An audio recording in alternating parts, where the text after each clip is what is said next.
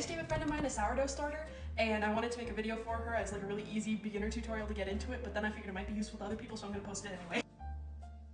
I keep my starters in the fridge until they're ready to be used, and then when they're ready to be used, I just pull them out the night before to feed them.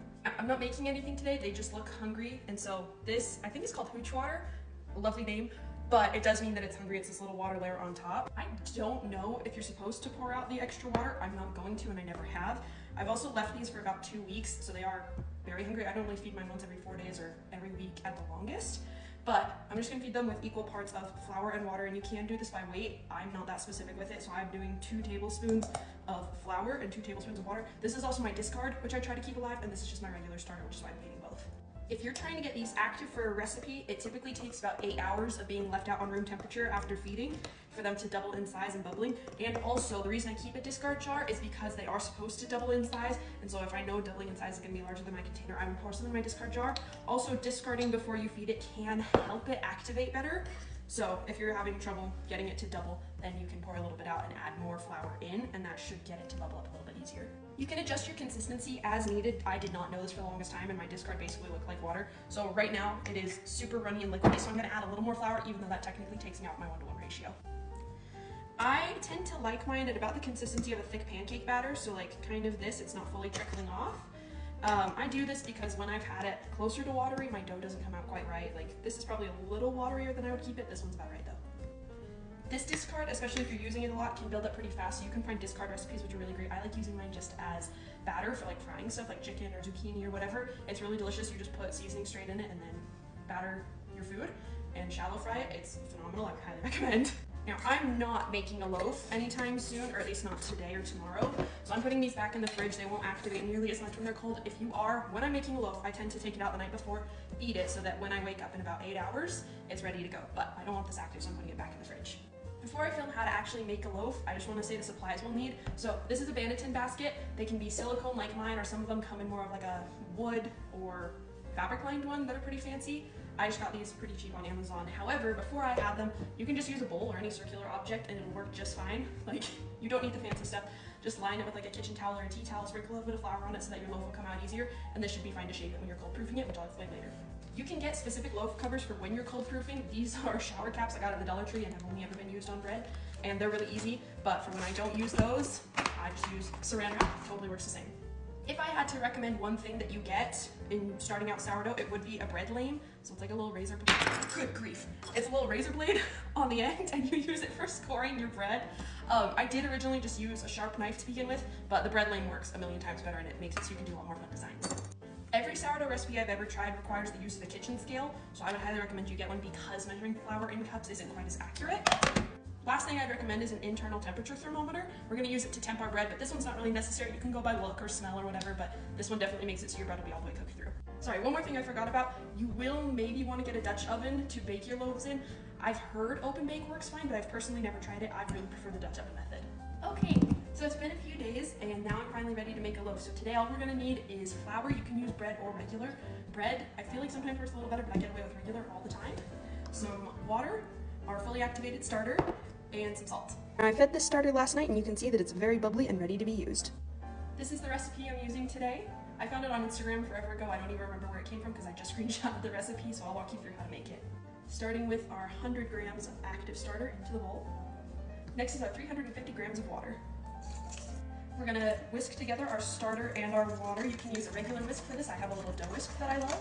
Next comes our 500 grams of flour, and it is a lot more than you would think it would be.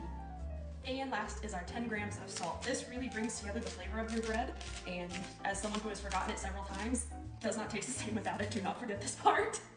You can mix this together using any method. I'm going to use my dough whisk. I have used my hands and I've used a spoon. It will be quite sticky to begin with though, so if you keep your hands fairly wet, it's a little bit easier to mix.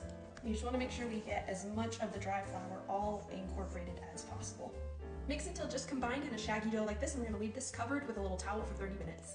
Okay, the timer went off, so it's time for our first set of stretch and folds. My hand is wet because that prevents the dough from sticking to it very much. And so a stretch and fold, we're just going to sort of, I'm not very good at them, but just pull it up, fold it back into the center so that we're working to incorporate everything, and get it all smoothed out. About the time where I struggle to pull anything out to stretch it and fold it back in is when I know I've completed that stretch and fold. So we're gonna cover this up for another 30 minutes. We do 3 to 4 sets of these stretch and folds, so this was our first.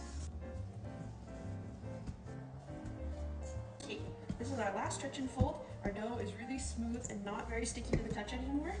And then after we finish this stretch and fold, we are going to cover it again with the towel and leave it to bulk ferment for a couple hours. Right now it's about 4 o'clock for me, and this is usually when I finish a loaf, between 1 and 4, and I'll usually just leave it until I go to bed or until it's doubled in size. Okay, it's late and I'm tired, so now we're ready to shape our loaf. I'm going to start by taking whatever we're using to shape. This is a silicone vanity basket, and hypothetically you don't need to line these, I just prefer to. But I'm going to take a tea towel and use that to line the bottom, and then add some sifted flour to lightly coat and make it easier to release tomorrow. Now, set that to the side.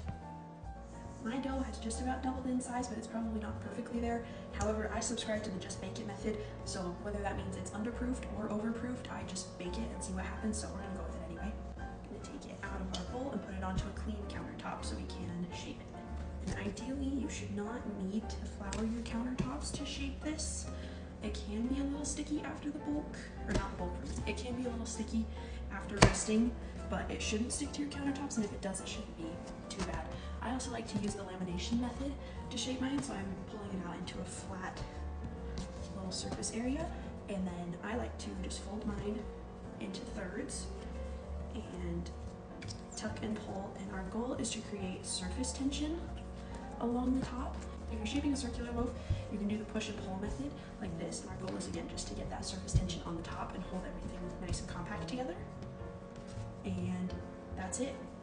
It's all stuck together, very, very easy. So I'm gonna pop it in that Banneton, tuck it in, and then just using that shower cap, or you can use saran wrap. And we're gonna put it in the fridge overnight, and it'll be ready to bake in the morning. Good morning! It's time to bake our bread now. All right. Lay down some parchment paper. Now let's get our bread dough on it. Occasionally, if I haven't done my proofing well enough, it'll kind of flatten and lose shape, so I'll tuck the sides back under. But that does give you a little bit of a funky thing on the bottom, so I try to avoid it, but I think this shape is looking pretty good. Now we're gonna score it.